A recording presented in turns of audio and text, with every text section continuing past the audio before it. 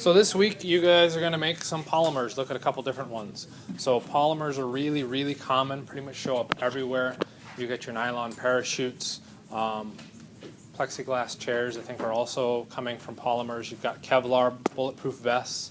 Amino acids, proteins are polymers. DNA is also a polymer, so they're really, really common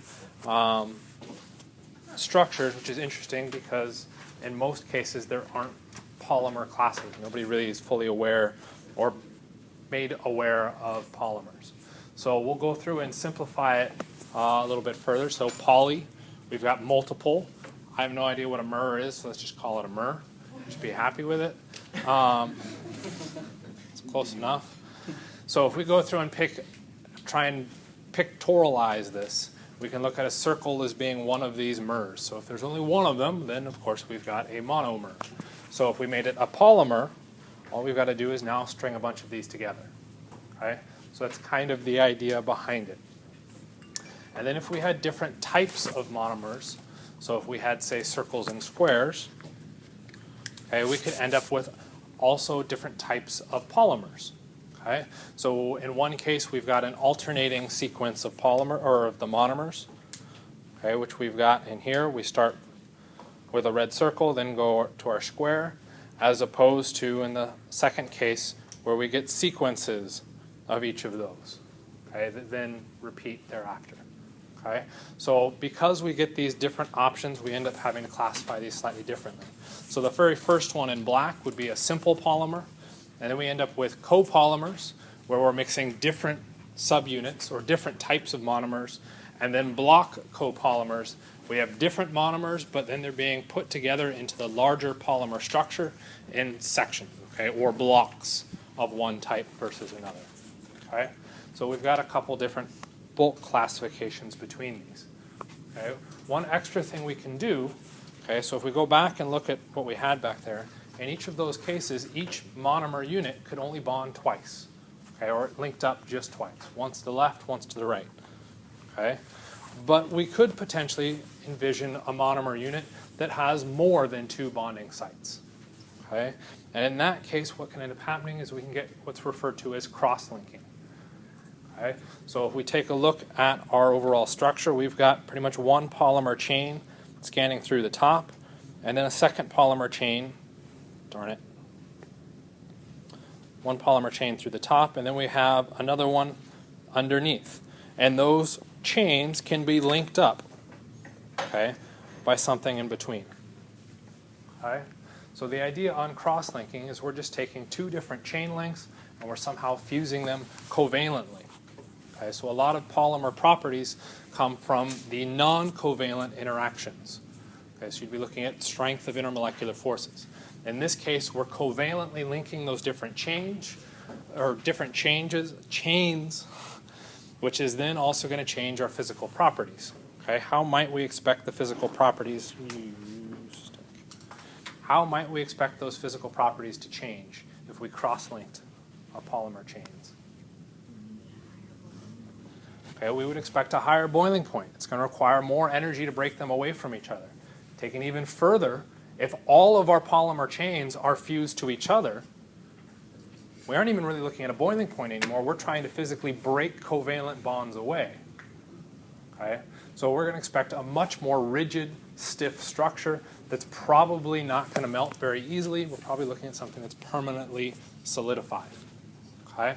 So a lot of hard plastics can be cross-linked because they create a much stronger surface, which for certain properties is important. Okay? Because our chains can get really, really long, it might be helpful if we came up with a shorthand version of this. Okay? So we could go through, I don't remember what I put on here. We could go through and try and come up with some kind of shorthand to describe what's happening here. Okay? So any ideas? What might be a reasonable way to generate a shorthand for this? Okay? The idea behind our shorthands is trying to find a repeating unit. Okay? So what might be a reasonable repeating unit here? Circle. Okay. We could go through with two black circles, I heard, as an option. And we could say those are repeating, so we could put parentheses around it and then put, say, an n or even a number thereafter it. Okay? We could say it was that whole unit repeating again and again. Okay? Or 3 different chains repeating.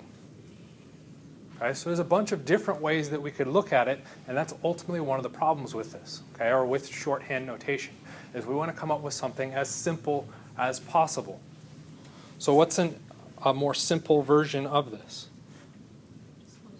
Just one. Okay? Because it repeats on and on thereafter. So if we just picked up a single one of those circles and just copied and pasted as we continued our chain out, that would make sense, and that works out well. Okay? Unfortunately, there's another way that we could look at this, okay, which is going to become a lot more relevant when we deal with actual molecules. Instead of picking one individual circle, we could go through and say, actually, I think this is the repeating unit.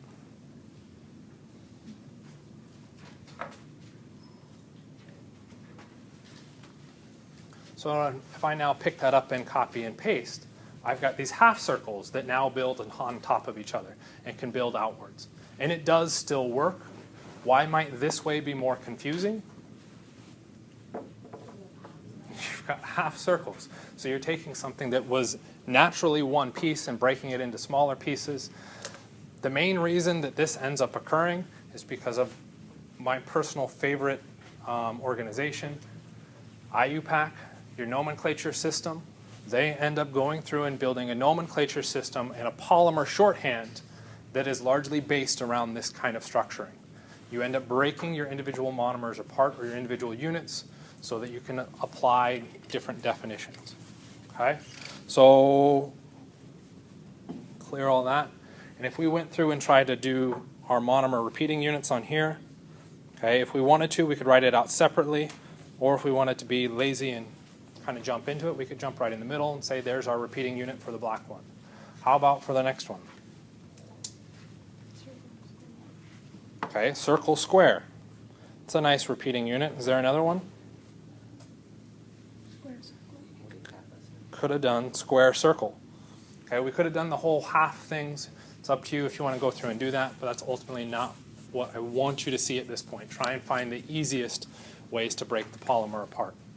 Okay? What happens as we move to the last one? That's not going to be quite as easy a repeating unit to go through and do. Okay? For that one, the typical notation, and I'm pretty sure we'd have to draw it out by hand, would be circle N with our bond out to our box, and another N on the outside. Okay? So we're saying we're repeating each of those individual units. Again, it's just trying to come up with some way to generate the notation that can explain that very large structure in as simple a manner as possible. Okay? Kind of makes sense? Okay. It's all circles and squares, so it's not too bad right now. Yes? So do we not need to put like the number, or just N? So it comes down to numbering, particularly if you're looking at the pre-lab, which there's a reason why I took it off the internet, just so you know. If you're given a chain that is finite, so a certain number of circles or squares within each of these, okay, then you can specify what that number specifically is, because in that specific case, there is only that amount. Okay? More than likely in the process of building these, you don't know that exact amount. As far as we're concerned about in this class, putting an N, just some kind of number variable, is fine. Okay? When it comes to the actual synthesis in the lab of these kind of polymers, they're probably going to write, instead of an actual number, so if we went through and took a look at, say, the first one, because that's going to be the easiest for me to draw out, we would probably look at a polymer, say something like this. That's supposed to be a 5, but it looks kind of like a 6, so let's make it 660 to 700. Okay? Because we can't be very, very specific over how many exact monomer units went into that. So we end up saying a range. This is roughly how much went into it. And if we changed our polymer conditions, we might end up with a polymer that instead of being 660 to 700 chain lengths, it ends up being, say, 300 to 350. Okay? Because the chain length has changed, we also end up changing the physical properties of that polymer as well. Okay? So it's interesting to change those lengths and change the individual molecule or monomer units to see how those end up changing the intermolecular forces and the overall properties of your polymer. Okay? So polymers have all sorts of variables within them. Very few of them we can control well. Okay? At least synthetically. As far as polymer formation goes, there's two primary mechanisms, technically three primary mechanisms that you're going to see either in lab and maybe in lecture. Have you guys seen polymers in lecture yet? Okay. I don't know if he's actually going to talk about them or not, but the chemistry is something you're probably going to be responsible for. If you have alkenes, you can get addition polymerization, and that's what's happening in our first case up here. Okay, so if you start with an alkene functional group, okay, at this point in theory you're aware of what types of reactions alkenes go through. That type of reaction is an addition reaction, and there's two possible mechanisms to that addition. You can go through a free radical reaction, which is going to end up being what you guys do in lab, though you're not responsible for the mechanisms, you're just responsible for understanding that it happens that way.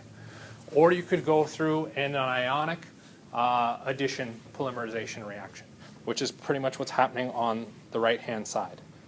Okay? So it depends on what functional groups are attached to the alkene and how that changes the chemistry.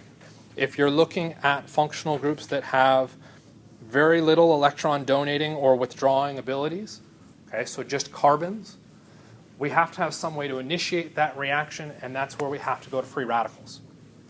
If instead our alkene has something electron donating, okay, so EDG for electron donating group, that can polarize the alkene bond. If we donate electrons in, how many bonds would this carbon then have? The green carbon, how many bonds would that carbon have if our electron donating group pushed electrons into a pi bond? How many bonds are currently shown to that green carbon? 4 bonds.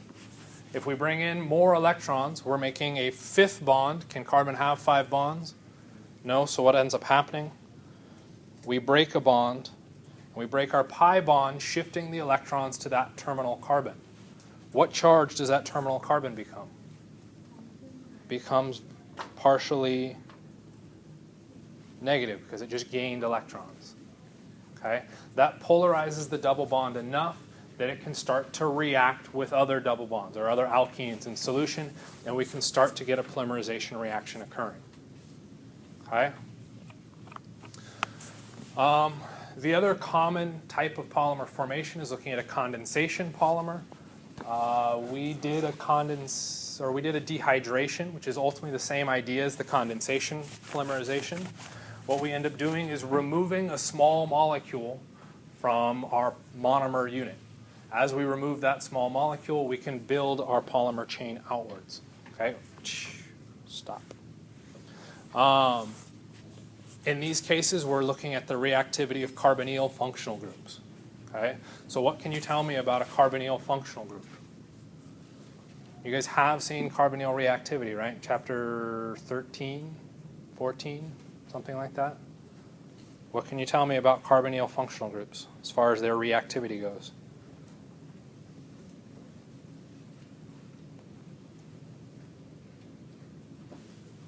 Anything? What partial charge builds on that carbon? Should build a positive charge. Why does it become positive? What can you tell me about oxygen? It's electronegative, which means it's drawing electron density away from that carbon. If carbon loses electrons, it's going to become partially positive.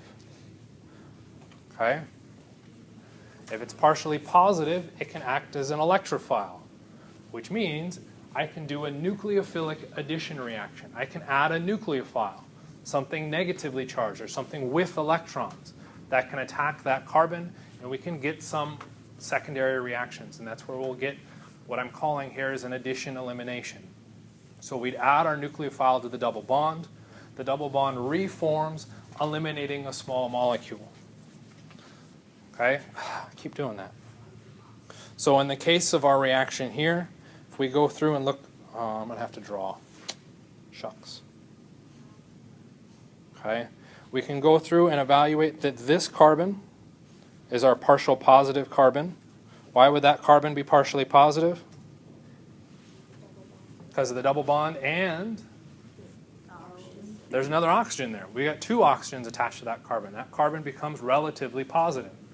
What can happen? We need to find a source of electrons. So if we're looking at a polymer reaction, we're not looking at a single molecule being present. We're looking at thousands or millions or billions, a very large amount. So we can also look through that structure and find something negative. What atom in there has electrons? Oxygens. What other atoms have electrons in there? Nitrogen. Nitrogen. Between oxygen and nitrogen, which one would be more willing to share its electrons with that positively charged carbon?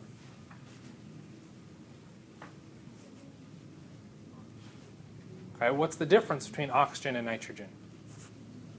Oxygen's more electronegative, which is the measure of its ability to hold electrons. What do we want our atom to do? We want it to share electrons. Nitrogen ends up acting as our partial negative charge. And what we can end up getting is two of these molecules reacting head to tail to form our polymer, which is now underneath that little emblem. Okay? And so we can see that the repeating unit occurs. So as it adds, the next thing that we're going to have to do is you'd realize that that oxygen would have too many bonds. Okay? So we can have the electrons push up onto the oxygen. There's our addition reaction. We've gotten rid of the double bond. But then we do an elimination reaction, which brings the double bond back. To do that, we'll take our electrons back down. We still have too many carbons, or too many bonds at that carbon, so we end up kicking out a group. Why would we kick out the OH and not carbon or nitrogen? It's the best leaving group in that circumstance. Okay? We would have to change our reaction around to make it an even better leaving group, but that's going to be the best option there. Okay? And we end up forming our carbonyl nitrogen linkage. Okay, so we can take a little bit closer look at these. If we look at the addition polymers, our free radical reactions, okay, because it's radical, we get single electrons being shifted around. To generate those free radicals, we require a light source. Light generates enough energy that it can break homolytically a very weak bond, like an oxygen-oxygen bond in this case, so that that splits into radicals. Those radicals can then react with the alkene, and in the process we end up forming a new radical.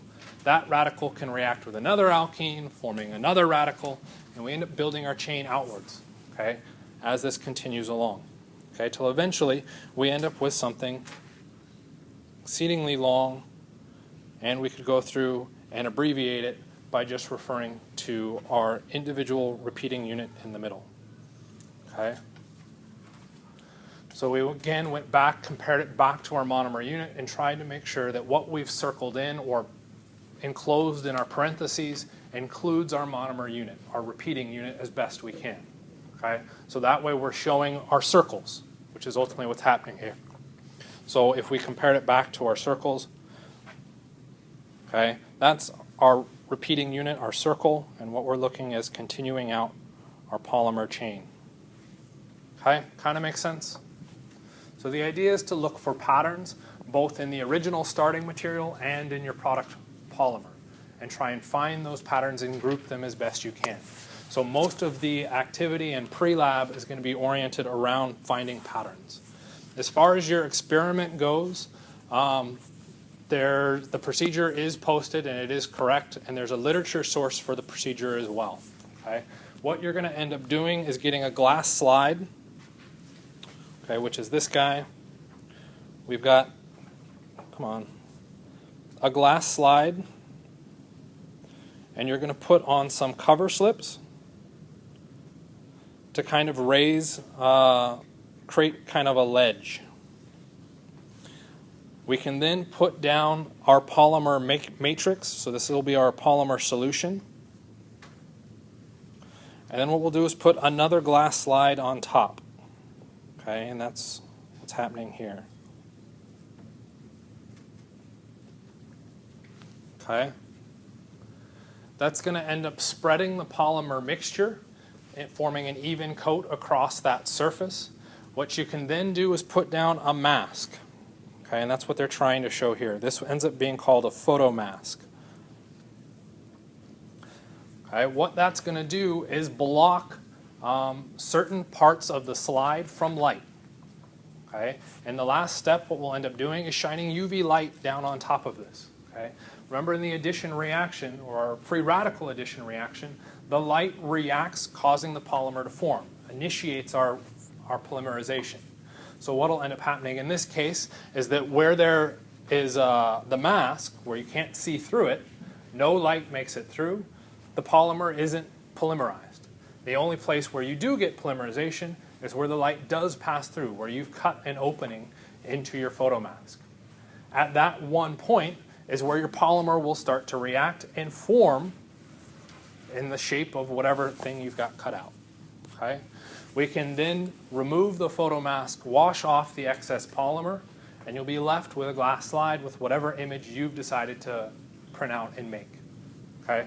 So part of your pre-lab gives you the dimensions of the glass slides that you're going to be using, and you can spend as much time or as little time as you want to generate your own photo mask. That mask is what you'll tape to the top of these to act as your photo mask, so you can see your final image. Okay, so if you spend a lot of time on it, you can end up generating an image that's really neat, cool, fun to take home, or you end up spending not a lot of time on it and it looks kind of messy, but it at least still works. Maybe. Huh? Get a blob. You get a blob.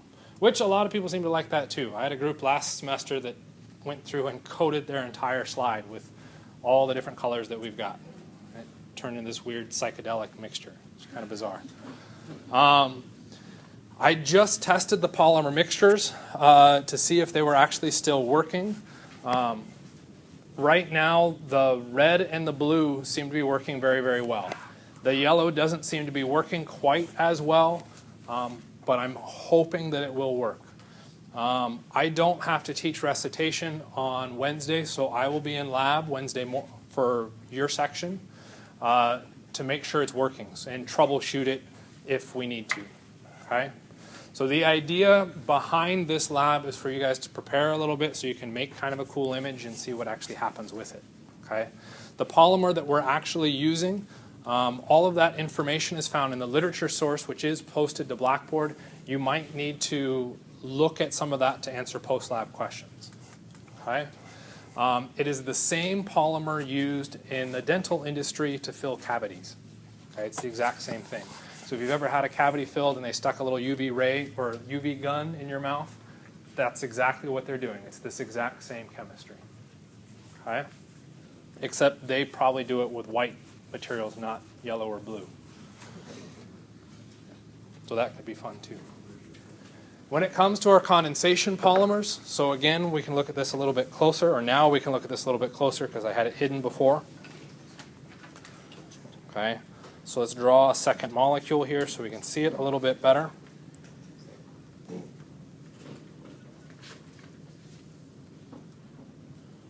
So we said our carbonyl oxygen was our partial positive.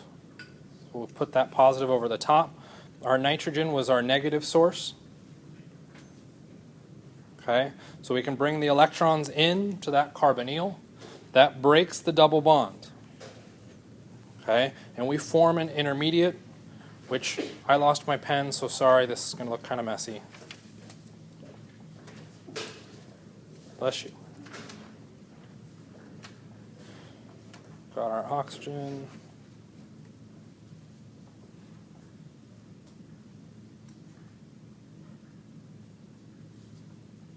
Oh, I'm trying my best. Okay, we've got a positive charge on that nitrogen. So there's two things that make this structure unstable, other than it looks terrible. The negative charge is a problem on that oxygen, and we also have the positive charge on that nitrogen, which is a problem. Okay, We could try and bring the negative charge back down to forming the double bond. So don't draw this, but I'm going to draw it on here real quickly.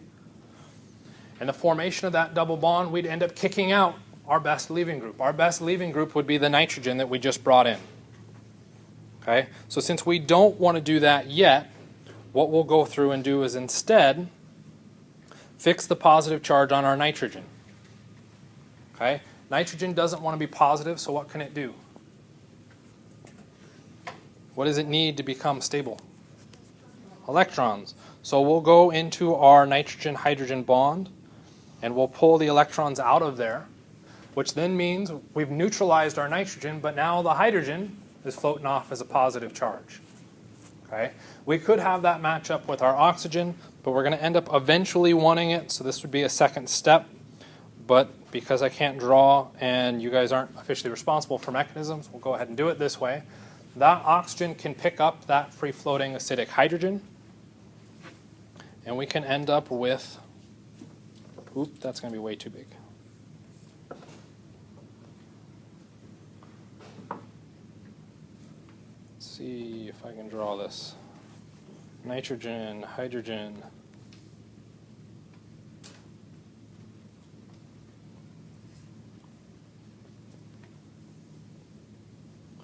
Does oxygen want to be positive? Nope. So what is it going to want to do? It'll take electrons. A nice source of electrons would be in that carbon-nitrogen bond, or sorry, carbon-oxygen bond. But then carbon becomes positive, so how can we stabilize the positive carbon? We can take the electrons from our oxygen, form our double bond. And what we've done is one polymerization step. You'll notice one of the things that we kicked out, which is now underneath that little symbol, is H2O.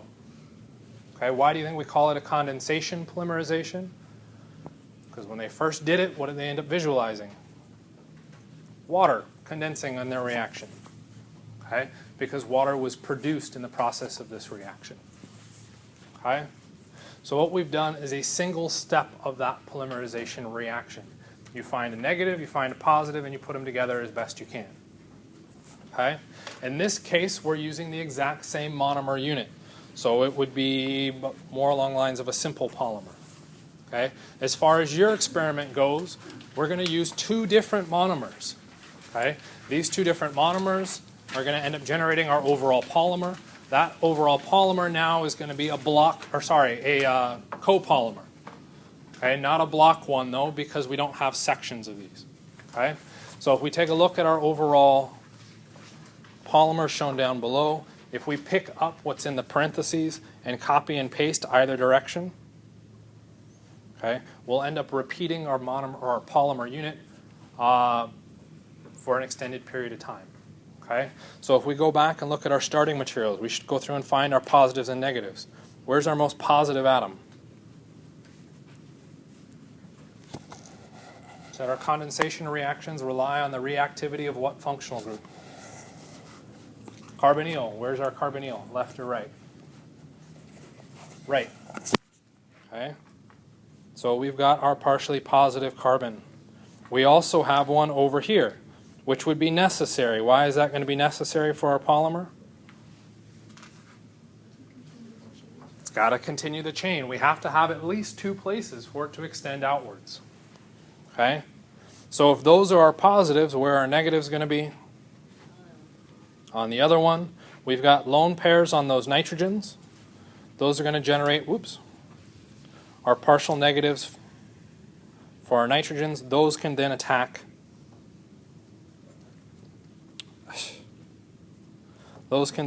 our partially positive carbonyl.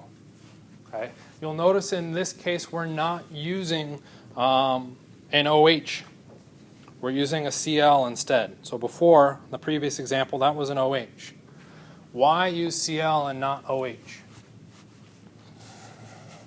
There's two big reasons. Chloride's a much better leaving group. Okay, so chloride could leave on its own without having to activate that alcohol or that OH to leave. There's another big reason.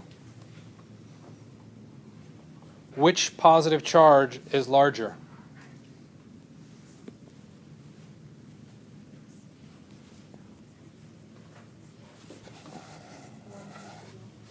one with the chlorine. Chlorine acts as a very electronegative element, pulling that electron density away, not willing to share its electrons. We don't get resonance structures with the chlorine. We do with the oxygen. Okay? What does that mean?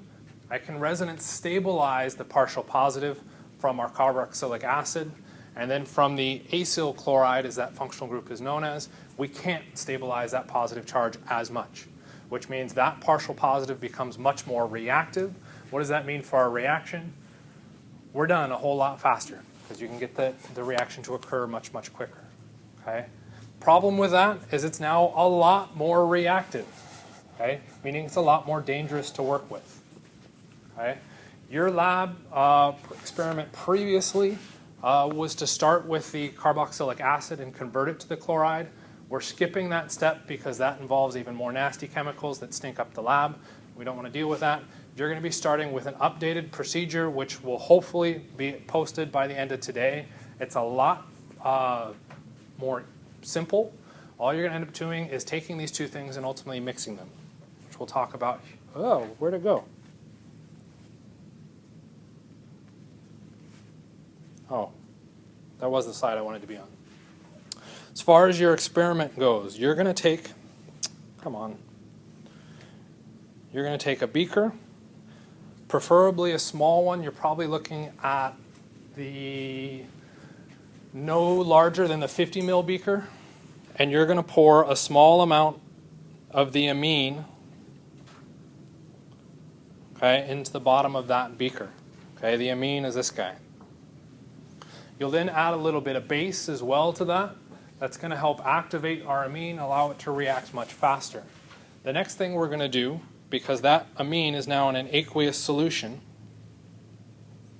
that's what our base is going to end up doing for us as well, is we're going to add the adipyl chloride to the top. Okay? And that's going to be our, refer to it as the acyl chloride functional group. For our reaction to occur, we have to get these two species to interact with each other. Well, if I've got one in an organic layer and the other one in an aqueous layer, how can I ever get them to interact? Where will those two layers interact with each other? Do they touch each other? Yes. Where do they touch each other? Right through the middle. So right in that middle section, we're going to start to form polymer. Once the polymer forms, though, it's now acting as a barrier, preventing those two layers from mixing. Okay? So if we want to make more polymer, what should we do? We could stir it. So we could just sit there and stir the whole thing, and that's going to be great. We're going to form a lot of polymer. It's going to be a giant ball of polymer. But that's not particularly fun or exciting because we could make it bigger or smaller depending on the amount of polymer mixture we put in there. Okay? So instead, what we're going to do is get a piece of copper wire, which I've decided is blue today. Okay? We'll dip that copper wire in between that interface, and we'll twirl it ever so slightly. That will catch the polymer on the copper wire. Then what we can do is pull the copper wire out. Okay?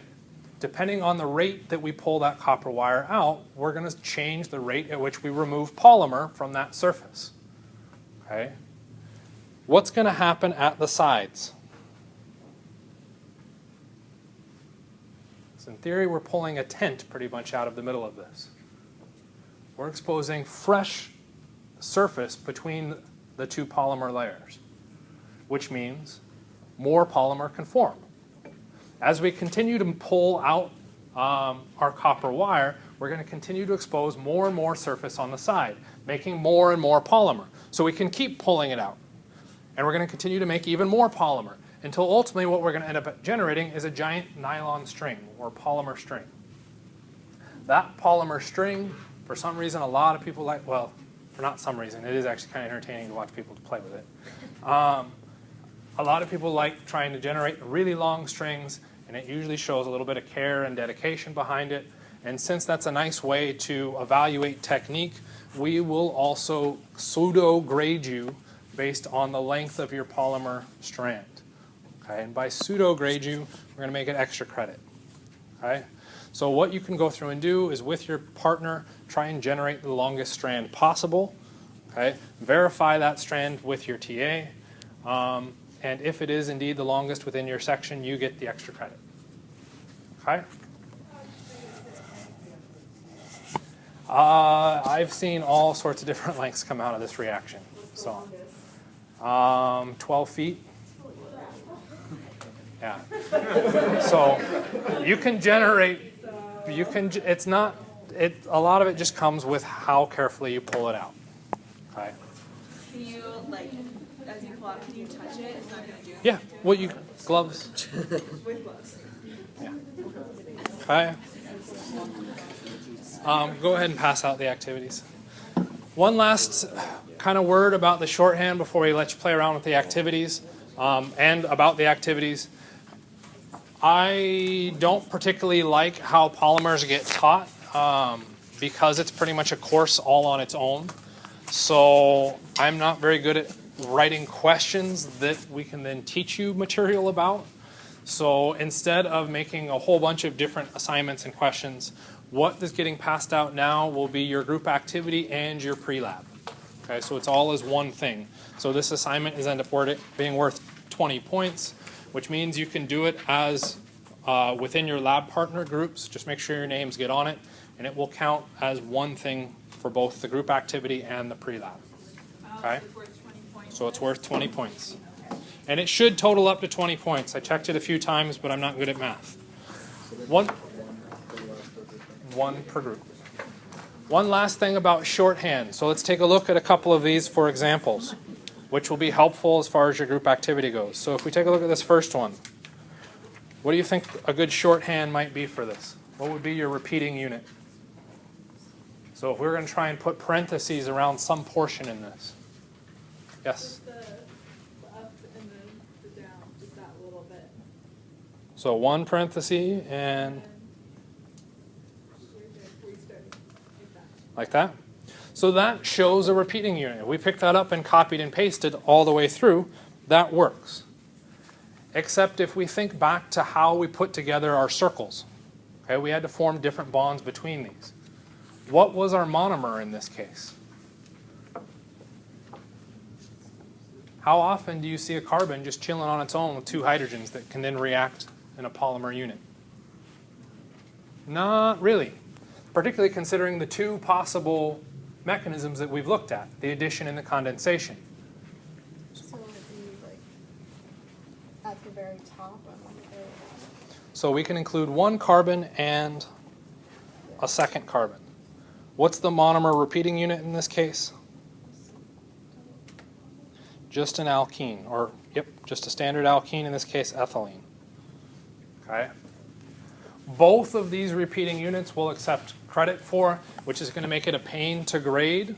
So if you end up seeing a repeating unit that works and you got marked wrong for it, bring it by me. I'll be the official one to decide on it if your TA didn't give you credit for it, okay? Because it's going to be extremely difficult to grade these appropriately, okay? How about our next structure over here?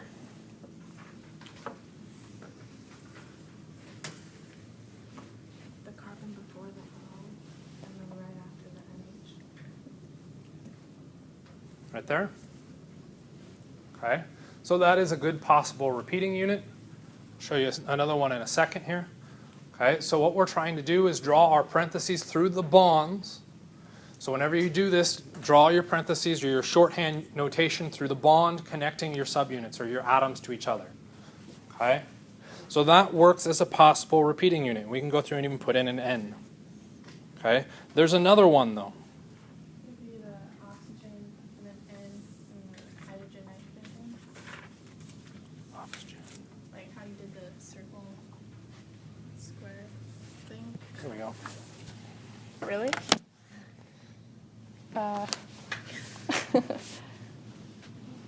You should be drawing. No, you should be good. Go ahead. Oh, there we go.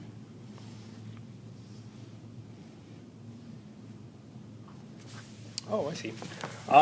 Not a bad idea, except what happened. It's going to be easier. What happened to our carbon in between? Oh, I see. So in that case, that repeating unit didn't quite work. So what you're trying to do is a block copolymer. And that didn't work because it's not including that extra carbon. Okay? Whoops, I don't want that. Nope.